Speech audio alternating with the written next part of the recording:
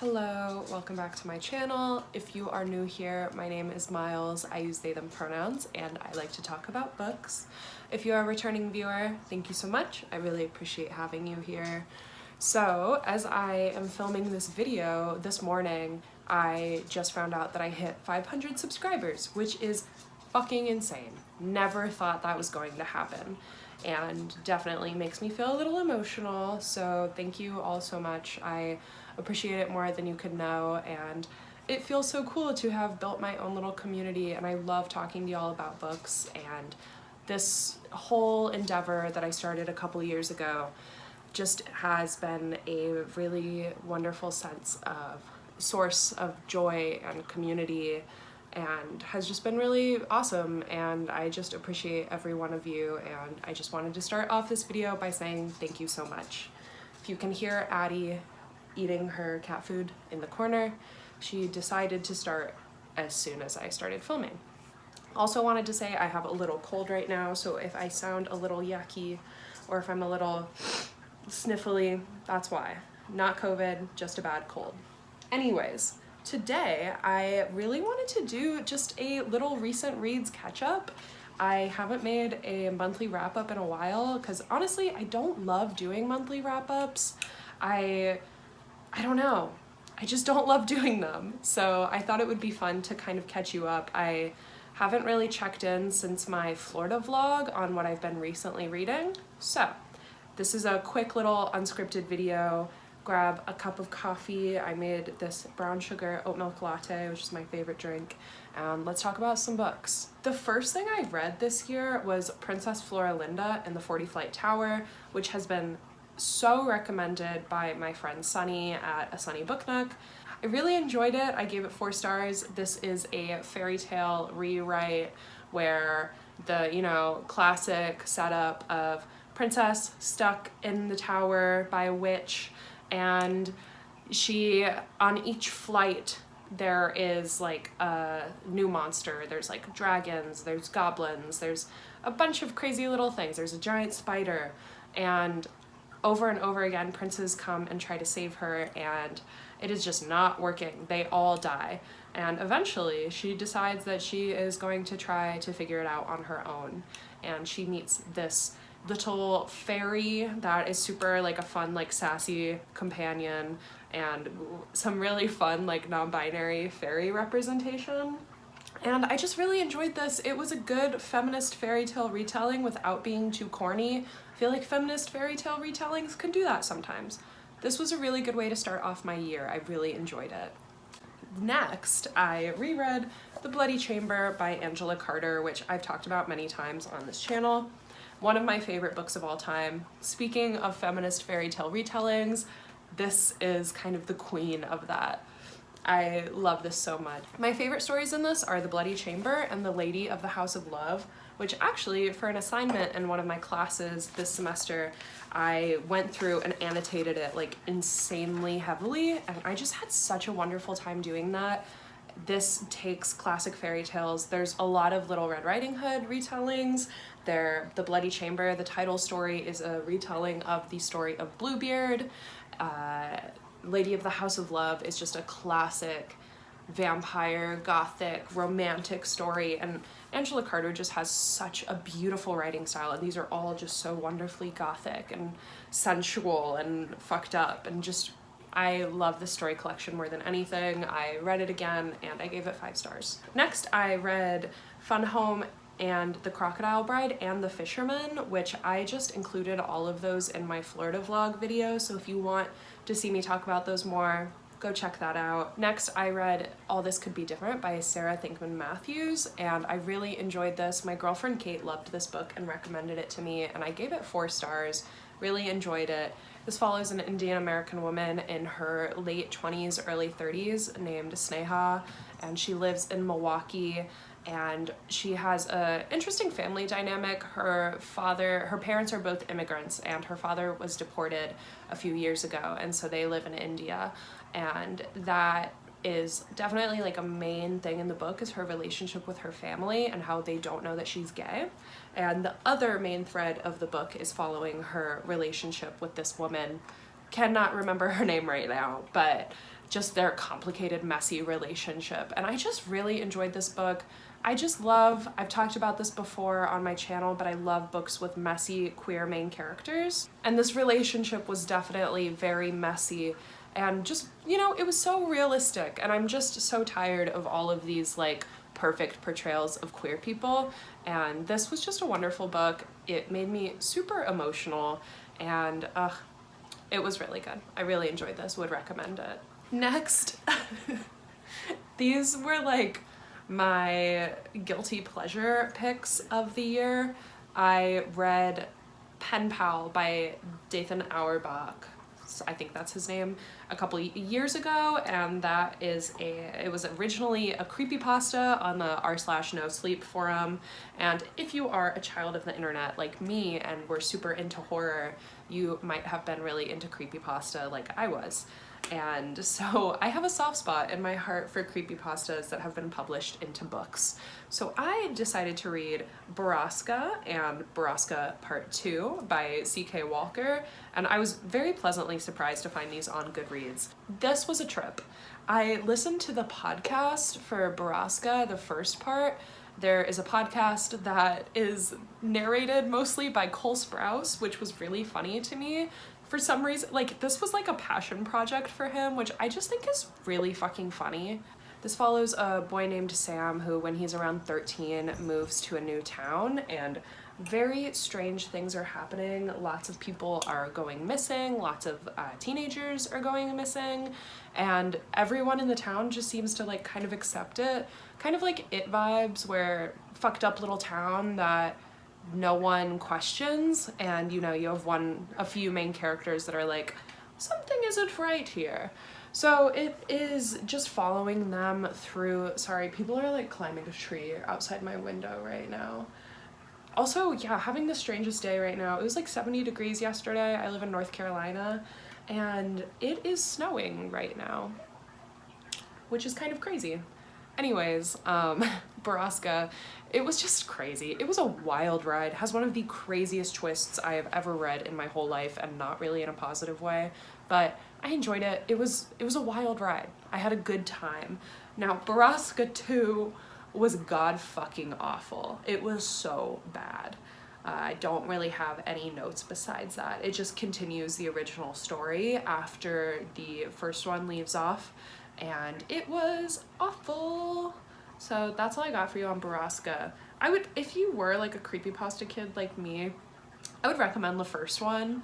It was just a fun time. I think I rated it a 3.5, and then the other one I rated like a 1.5 because it just was not very good, unfortunately.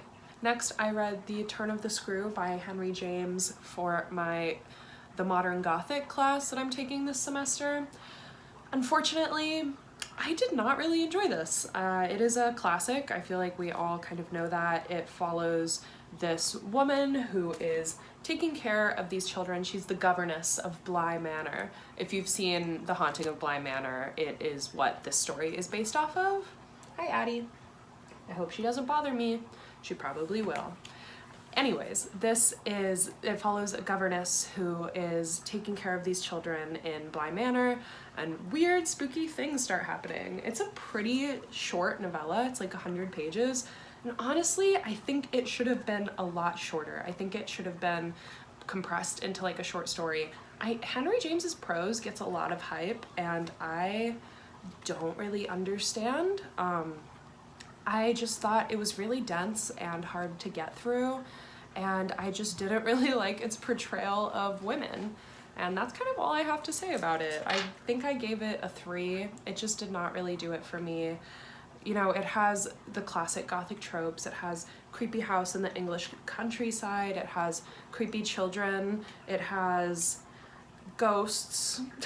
I guess I'll put in a little more synopsis. The previous governess, before the unnamed main character was, she died, and she had like some sordid love affair with one of the groundskeepers, I think, and he also died. So their ghosts are kind of haunting the Blind Manor.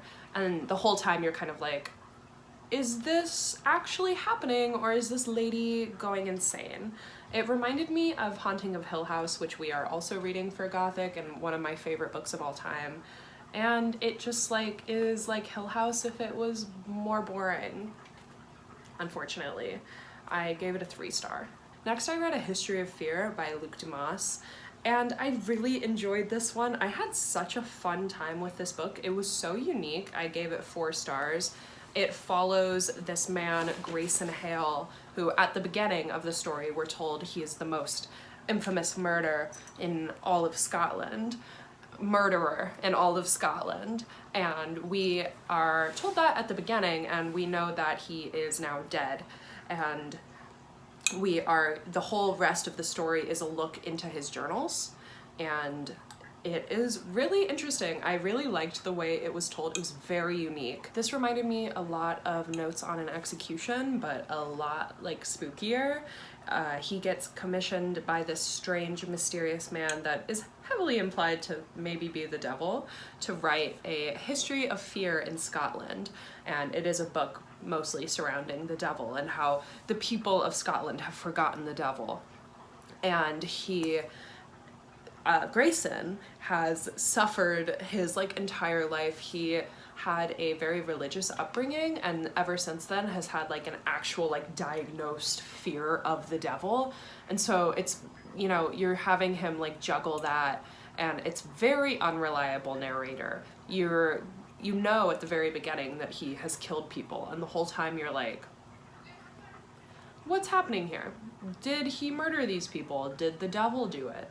So it was just a really good time. It was also, so it was told in this like journal format, and then you would have like little like inputs from the psychologist that overlooked his case and like the person that edited this to be published. And it was really interesting. I really enjoyed this. I had a really good time with it, even though it was kind of fucked up. I just had a good time. Next, I read Care Work by Leah Lakshmi Pyepna Samarasinghe, and I loved this book. I gave it 5 stars. It is just a collection of essays from her about disability and about community care and care work and disabled people caring for each other, because sometimes it feels like nobody else will. And this was just a beautiful book, and kind of similar to Disability Visibility by Alice Wong, where it really made me kind of check myself as a disabled person and kind of see what I can do to help others in my community. And all around, it was just a really beautiful book. I don't have too much to say. Trigger warning real quick for what I'm about to talk about in terms of suicide. My favorite essays, or the ones that were most poignant to me, were the essays about femme suicide. That just hit really hard, and you know, disabled femme suicide. It hit really, really hard, and it just felt like a really important read, and I really, really loved this book. Beautiful collection of essays, really enlightened me on some things I didn't know about previously, and if you are disabled or if you would like to become a better ally, I would highly recommend this book. Next, I read Rebecca by Daphne du Maurier, and this was such an unexpected new favorite for me. I gave this 5 stars. This is kind of like, if you know Jane Eyre, which I haven't read, this is very, very heavily inspired by Jane Eyre. We follow an unnamed main character who meets this man, Maxim de Winter, and he has this giant manor, and in like a whirlwind romance, she marries him and moves in with him. And she is constantly haunted by the ghost of this woman, Rebecca, who was his previous wife, the first Mrs. de Winter. And she gets there, and immediately everybody is just comparing her to Rebecca, and really negatively. Everyone is honestly so mean to her. So much of this book, I was just really sad for her because how mean everyone was to her. The whole vibe is just everybody is like, wow, Rebecca was so much better than you. Rebecca was definitely like a socialite, and she was a great host, and I don't know, she was just so magnetic, and the main character is very meek and comes from a poorer background, and Maxim kind of like saved her from that life, and so she feels like a big debt to him because of that, and she just feels so nervous around him, and he isn't showing her that much love either, so she thinks that he's comparing her to Rebecca, this poor woman. This was also for my Gothic class, and I've just dissected this like so heavily. I don't want to get too far into spoilers though, but you know, Rebecca, his previous wife, died very mysteriously, and I'm sure you can kind of see where this is going. I just was riveted by this book. I had such a good time. It took me a while to get into it, but like after like page 100, I was there. There are some twists in this. Like, I knew what was coming, but I didn't know how it was gonna be carried out, and this just like managed to constantly surprise me, and I just had a wonderful time with this. It was just such a good Gothic novel. Also, I love the cover that I got for this. I ordered another one, and this came instead, and I am just like so pleased. From Better World Books, who is like my favorite place to get books from. I think this was like $4, and it's like a British edition from the 70s, which is just so cool. Like, what a cool book to have in my collection. Anyways, I absolutely loved this book, and I would highly recommend it if you are looking for a nice suspenseful kind of classic. I think it came out in like the 30s, so it's still pretty accessible, and I just had such a good time reading this. I was on the edge of my seat for like the last 100 pages of this are fucking crazy. I just had an awesome time. I loved this book so much, would definitely recommend. Next, I finally read The Secret History by Donna Tartt, and I don't want to spend too much time like going over this book because like we all know what this is about. This is about a group of friends that is all going to this prestigious school, and they're all in this like Greek language program, and they're all just like shitheads. They're all so evil. And at the beginning of the book, you know that one of them is going to die. And you just spend the whole book kind of unraveling that and getting to know these characters. And it's a very character-driven book. I really enjoyed this book. I gave it 5 stars. I don't have too much to say about it. It felt like there was no other choice but to give it 5 stars though. Do you ever read a book and it is just so well crafted that you're like, yeah, how could I rate this anything else? And that's how I felt about The Secret History. My girlfriend is like obsessed with this book. She read it pretty recently. She pushed me to read it. She said it was the only book worth reading. And I thought that was really funny. But yeah, I mean, this is just a great book of hateable, unlikable, elitist characters, and of course, classic dark academia pick, but it doesn't really romanticize it in the way that you think it would. And I really liked this book. I loved to hate these characters. And then a few days ago, I finished Loot by Jennifer Marie Thorne, and they said it was like, the blurb said it was like a mix of Final Destination and Midsummer, and I would kind of agree with that. Sure. It was, I don't know if I did not really like it. I gave it a 2.5, just a solid like middle of the road. Didn't love it at all, did not hate it. It follows this woman who is living on the island of Loot with, it's honestly kind of reminded me of Rebecca a little. It takes place in modern day, but she meets this man. She's from Florida. She's from kind of a poorer background, and she meets this like mysterious man on a ship. I think he's British. I mean, he's from this island of Loot, but I think they're all British. Yeah, they are. And except for her, obviously. And it takes place in like a not so distant future where basically World War III is breaking out, and it is like this, you know, not myth, but kind of, that any soldier that has ever been taken from this island of Loot has never been killed. Like, this island just has something, like something strange protecting it, is what it feels like. And then once she moves there, she has a few children with this man.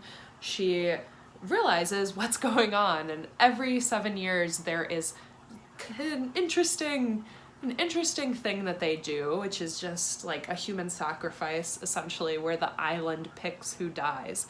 Every 7 years, 7 people die on this particular day to kind of ensure the prosperity of this town. And it's like the island itself is making these choices, and it's like a character of its own. So I did enjoy that. It was kind of corny. I didn't really like the main character, and it was very like centered around her relationships with men, and there is like a secondary love story that I felt like came out of nowhere and really kind of ruined the vibe for me. And I understand that she was like under the spell of Lute and like what was going on that day, like she didn't have control, but it was just pretty corny. It came out of nowhere and I didn't really enjoy it. So I did not really like Lute. It was a short read though, so like I didn't hate it. I have nothing against it. So that's everything that I read in January and in some of February as well. I also wanted to update you on my current reads. I'm reading Gathering Moss by Robin Wall Kimmerer right now, and she wrote Braiding Sweetgrass, which I read last year and just absolutely loved. That is just kind of, I think the undertitle is A Natural and Cultural History of Mosses. That's exactly what it is. Robin Wall Kimmerer is such an amazing author. She is a biologist and she's also an Indigenous woman. So she combines the scientific methods with also talking about Indigenous philosophy and history behind these natural things and natural occurrences. So she's talking about like the scientific aspects of moss, but then also like this wonderful connection she has with the land and like laying down in the middle of the ground on top of a bunch of moss and how the weather is different when you're down on the ground than it is 6 feet above. And it's just like really, really beautiful writing, and the audiobook is wonderful. Her voice is so soothing and I am just loving it so far. I'm like halfway through and I'm really excited to finish it. These are a few other things I'm reading right now. I'm also reading a couple books for school.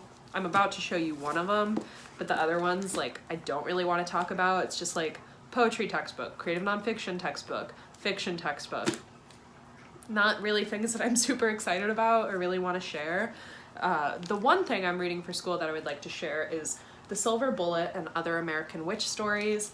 I've been thinking about making like a folklore recommendations video or like how to be an amateur folklorist video. So if you're interested in that, let me know down below because I'm currently reading like 10 other folklore books for my research. I am working on submitting an abstract to a conference on Appalachian witches, and I'm really interested in the intersection of disability and fiber arts and just a few of my like specific interests and areas of study and how that fits into witch mythology and folklore.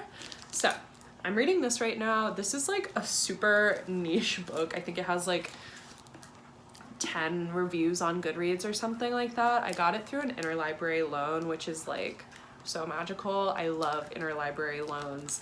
And this is a collection of mostly Appalachian witch stories that was collected around the 30s during the Virginia WPA Writers Project, which later went on to inspire the Foxfire books, which are some of my favorite like folklore references. Anyways, this is specifically witch stories, and there's definitely like some problematic things in here. This is from like the 60s, maybe a little earlier, and I am really enjoying it though, just as kind of a research textbook for me to write my papers, and I would definitely recommend it. I wanted to buy a copy of this, but it is like $500, so thank God for interlibrary loans. I'm like halfway through this. Unfortunately, I was reading it and the whole book just snapped in half, so not feeling great about that, but what can you do? Speaking of witches, I am also reading Baba Yaga's Book of Witchcraft by Madame Pamita, and I am really enjoying this. I am also about halfway through this, and the way this is written is one of the most interesting books of witchcraft that I have ever read. And so I'll just show you an example. So the first chapter is on magical stitches and embroidery.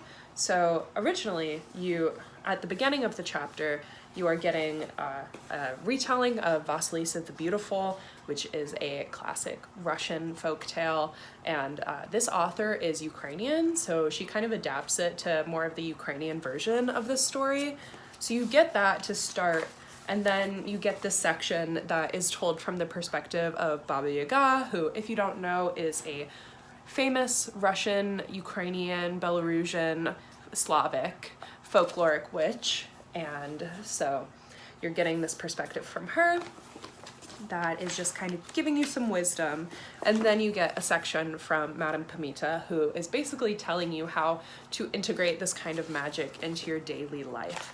And I have just been loving this book. So, you know, this is some examples of these like Slavic embroidery designs and just showing you how you can kind of like take that concept and make it your own. Appropriation is a huge issue within the witchy space, and you especially see it with like indigenous cultures and the use of sage, and you can also see it like when it comes to Slavic witches and Slavic witchcraft. And I feel like this does it in a really good way that like educates people so you can stay informed, and then showing you how to integrate these ideas into your own craft without like actively stealing these ideas. So I'm loving this so far. There's also a whole chapter, which I haven't gotten to yet, on weaving and the loom as a form of magic, and I am just so excited to read that. I've like kept it. I'm not reading it yet, keeping it as a little treat for myself when I get that far into the book.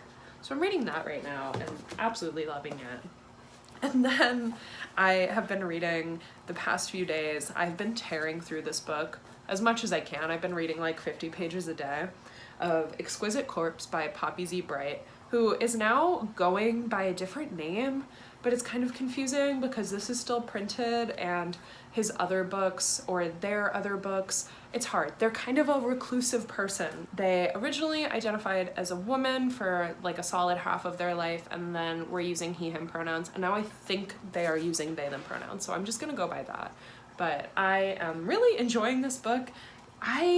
This book is fucking crazy though. I would not recommend it to most people, I don't think.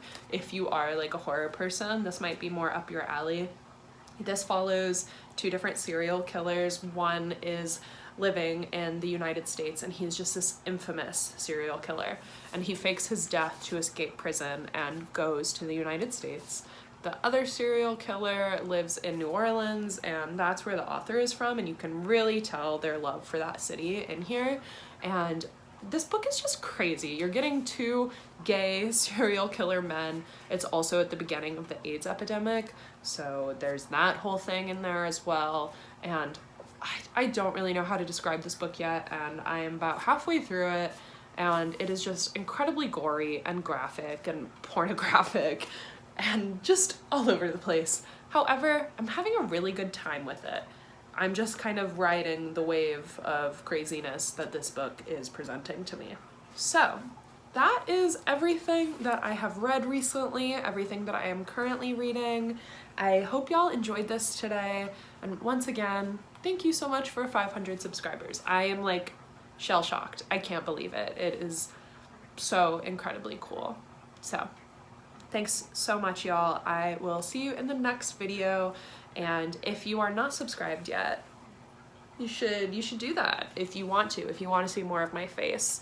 Like this video if you want to, and let me know in the comments below. What are some of your favorite books that you have read this year? Have you read any of these? What are your thoughts? I would love to hear. Hope you have a wonderful rest of your day, and I will see you guys in the next video. Thank you so much.